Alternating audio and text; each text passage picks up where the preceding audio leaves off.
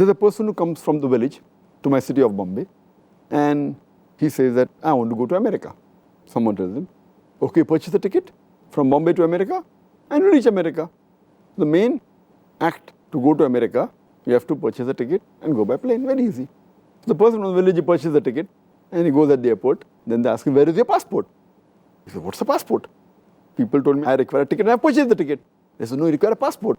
So he goes back, and then he prepares the passport. It takes him few days, few weeks. Then he comes back again. Then they ask him, that, do you have immigration clearance? What is immigration clearance? Some countries require immigration clearance. So he goes and gets back his immigration cleared. So he has the ticket now. He has the passport.